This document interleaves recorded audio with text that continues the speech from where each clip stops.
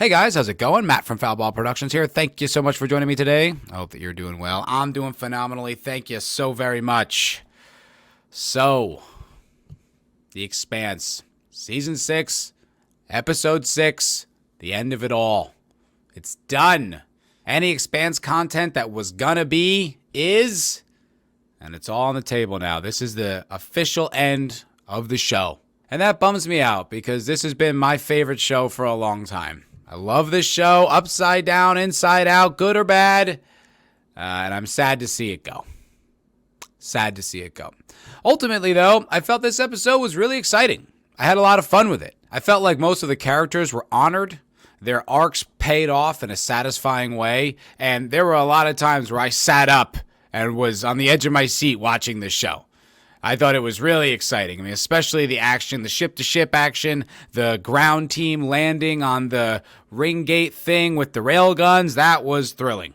Really terrific action this episode. However, the largest flaw I have to highlight is that it really feels rushed. So much happened in this episode, it's almost kind of hard for me to parse through it. And it's been a few hours since I've seen it, so I still am kind of like, yeah, that happened. They packed in so much in this episode, and while it was exciting and it was a thrill ride, a hard burn, if you will, typically when this show used action, it was extremely effective because the story around it was so taut that the action would stand out in such a significant way and you'd be on the edge of your seat for every little moment because every little moment mattered.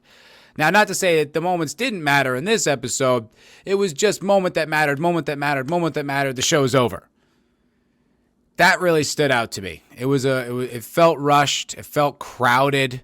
It definitely could have used a few episodes to flesh out this storyline. And I understand that there were all kinds of COVID restrictions in Canada that made it really expensive and difficult to shoot this. And Amazon didn't want to shell out the money for the extra 4 episodes. I understand all that.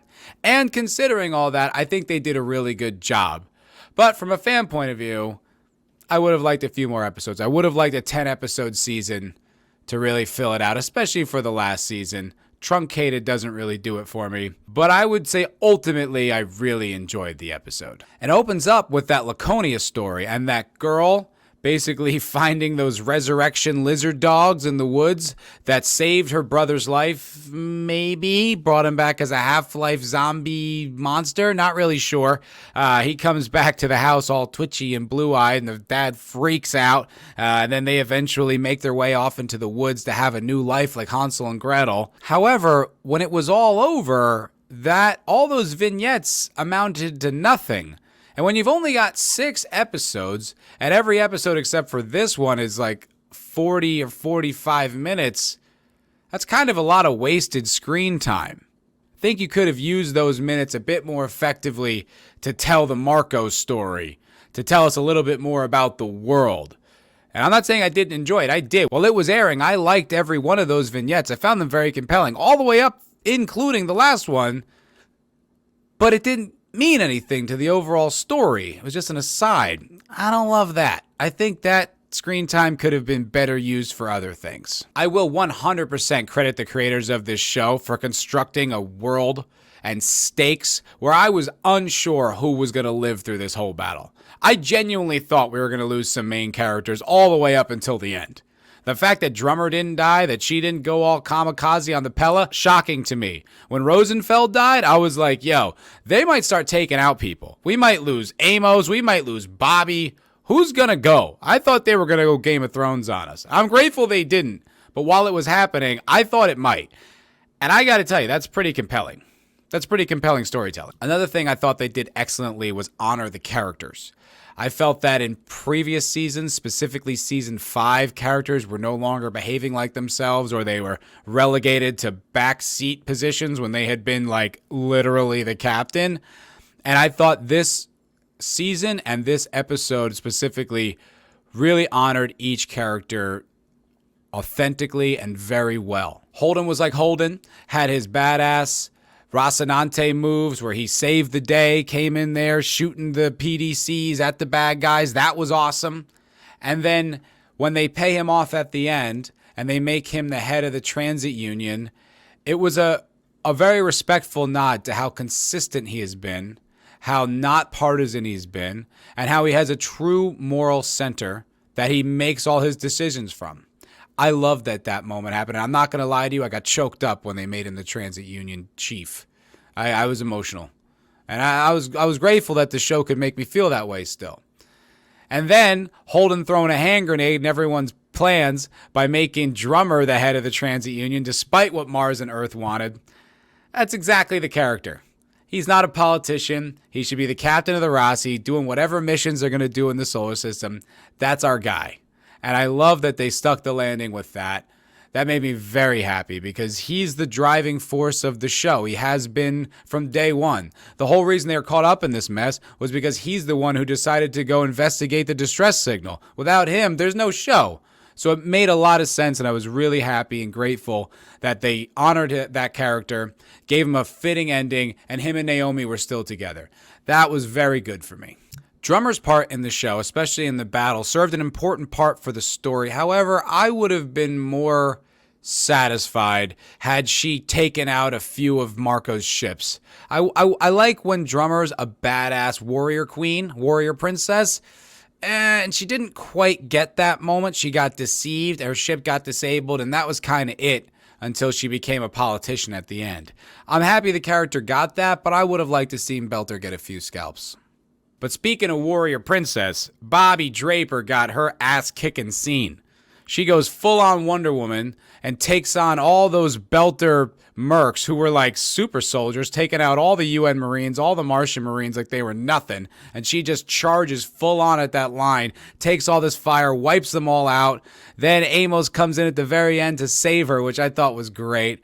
I would have liked to have seen Amos a little bit more engaged in the combat, a little bit more taking down stuff, because he's been like our heavy throughout most of this show. He's been our tank, and I didn't feel like he got enough action. But it was nice to see him save Bobby's life because they've had a really cool bond in this season. I thought it was pretty good. Would have liked to have seen a little bit more ass kicking from Amos, but ultimately I found it was satisfying, and I was really on the edge of my seat during that assault sequence. And speaking of that assault sequence, the drop from all those little drop ships, and we got Amos on the rocket chair, and he's just trying to land on the platform as best he can. That was exciting. That was so much stuff flying by him, blowing up. People are dying left and right. I'm like, oh my God. Like, I was engaged. Very engaged with all the action sequences, the assault, the ship-to-ship stuff. I thought that was all terrific. Really exciting and vintage Expanse action. That's my jam with this show, and I thought they nailed it. So ultimately with Season 6, I think it panned out pretty well. I had extremely low expectations coming into this season. I felt that Season 5 was a strong departure away from what they had been doing so well for so long, and I was basically writing the show off. So it was really surprising, and pleasantly so, that this season was as good as it was. I felt like it was a return to form for the most part, a bit smaller.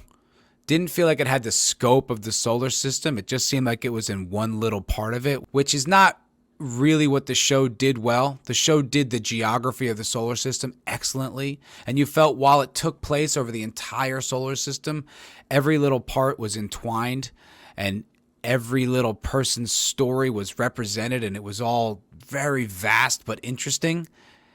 This season was a little bit smaller, but the characters were honored, and they behaved the way they had behaved in prior seasons.